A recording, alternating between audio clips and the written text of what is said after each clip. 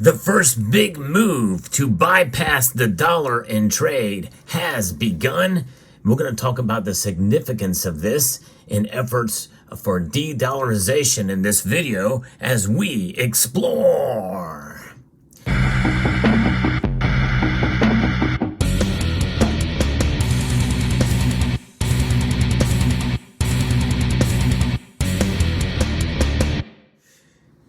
We know about de-dollarization, and it is ramping up.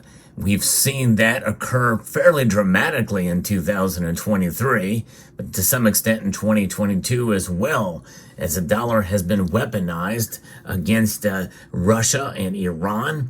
Well, those two nations have now struck an agreement to avoid using the dollar in bilateral trade, according to a piece here by Business Insider. Now, this may not really surprise most of us, as they are pretty much sanctioned pretty much to the core, although Iran has been getting a lot of money on back channels. We've talked about that as well. But nonetheless, there is this move now, and this is a pretty big deal, because if these two nations can do it, what will other nations do that aren't necessarily directly threatened, but may have ties with Russia and Iran? And this leads us to the BRICS nations. And we'll talk a little bit more about the significance of this, because it's all going to hinge on how successful they can be with this. They're going to rely instead on their own currencies, according to a new report. The central bank governors of the two nations sealed the pact at a recent meeting, according to Iran's state media.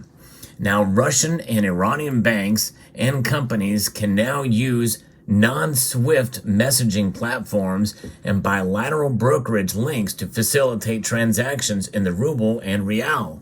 So when you think about the currencies that they have and the system that is used, the SWIFT system is what most use nowadays for transactions utilizing the dollar. And that's where the sanctions are being utilized against some of these nations with the SWIFT system.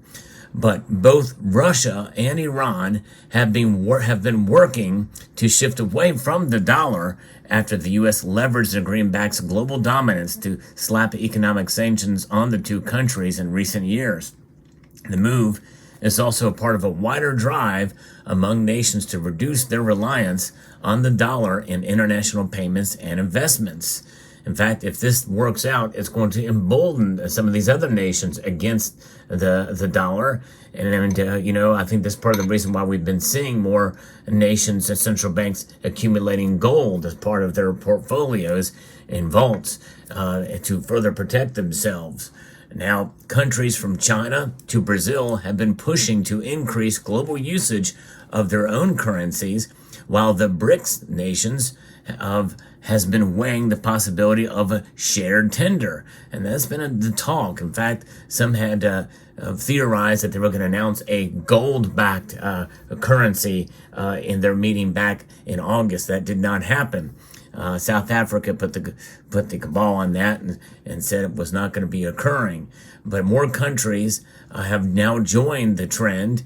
Indonesia recently set up with a task force to widen the use of its currency, and we know that many other nations would like to join the BRICS. Russia and Iran, both facing U.S. economic sanctions, have been stepping up economic cooperation. Now, earlier, the Eurasian Economic Union, made up of Russia, Armenia, Belarus, Kazakhstan, and Kyrgyzstan, signed a new trade deal with Iran. So as these nations start to work and cooperate with each other, and that's going to put a threat, or it's going to further divide the world in general. If they can succeed and survive without the dollar, utilizing their own currencies, now how could this work? Because some of these nations have different economic structures. Now, will it help them if they are trading partners with each other? Potentially, yes, it very well could. But what about the state of their currencies? What about their central banks? Because all nations around the world utilize the fiat system, which means there is nothing to really essentially stop them from quantitative easing in their own right and printing money like they have been doing. Many of these nations suffer under high inflation and a currency crisis. And so that's why there's talk about some of these nations adding gold to their central banks, because it is a tier one asset, as relegated as such by the Bank of International Settlements, that deemed it as such back in April of 2019, putting it equal to and on par with cash. And we know that the dollar's strength and influence around the world is upwards of about 58% now, but it is declining steadily. It was over 60% not long ago. But alas, with what we are seeing now, with the wars in Gaza, as well as in Ukraine, well, we're going to see certainly the noose tighten in terms of sanctions.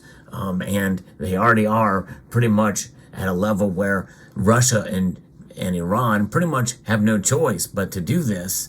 But if they are successful with this, and if their economies can flourish in spite of the dollar and not being a part of their transactions, well, then that is going to encourage other nations, especially the BRICS nations, that they don't need the dollar. And then the dollar's influence will fall back and its strength will have no choice, according to the dollar index compared to other currencies, but to be diminished. And you think about it, with the breadbasket of the currencies around the world, with the renminbi being a part of it, now what is China going to do? They're the second largest economy in the world. And will they do more deals with Russia? How will they work with Iran? We'll see.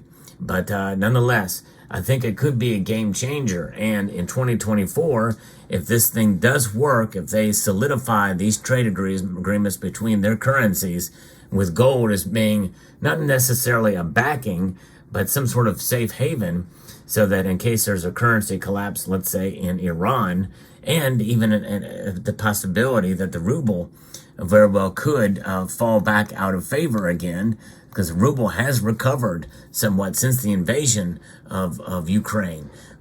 We'll see how this plays out. If they are able to make this successful and to work, then I think it's going to put certainly some strain on the dollar and the West in general. Now, notwithstanding, the dollar, the king dollar, is not going to fall out of favor anytime soon. It is still indeed the currency that most of the world does utilize, and that's not going to be going away anytime soon. But the further threat of it, much as what we've seen in 2023, I think in part has led to gold, especially heading to a near all-time high, because not only are BRICS nations stacking gold and accumulating gold, but other nations around the world are as well. They'd be foolish not to. You know, there's a global crisis on a hand, economic crisis to some degree. Many nations are struggling right now. Many people feel that we are on the cusp of potential more economic chaos in 2024.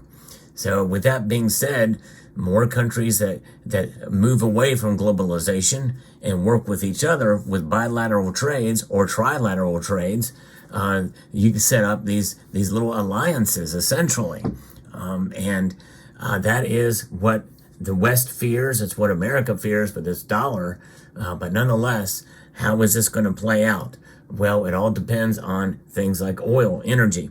The petrodollar, as we know it, is not the same as it was when Henry Kissinger set it up in 1973. It doesn't have the influence that it once did, and that is due in part to, in a sense, domestic drilling here. Just several years ago, we became net exporters of oil, but nonetheless, we didn't have to rely on Saudi Arabia as much. But now, how is that going to work with Saudi Arabia and also with OPEC and the like? We'll see. You know, could it come to a point in time where OPEC will not trade oil for dollars? That time could be coming, as many of these nations, especially Iran, Russia, trade especially with energy, oil. Oil, like it or not, is still the lifeblood of the economy, the global economy, folks. That's not going away anytime soon.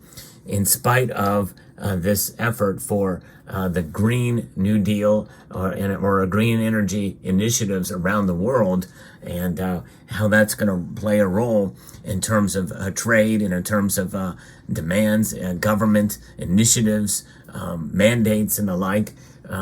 The technology is just not there yet. And even as such, in order to mine the materials needed for the EV revolution and the green revolution, you need a lot of oil, natural gas, coal in order to make that happen. Fossil fuels, as they call it. And that is still traded in dollars for the most part. So this is why the dollar is not going anywhere anytime soon. But it is under threat. And if this is indeed successful, and there's a good possibility that it will be, then that's going to put a major blow to the dollar, I think, because that means the sanctions really will not have the weight that they once had. Of course, you know what that means afterwards.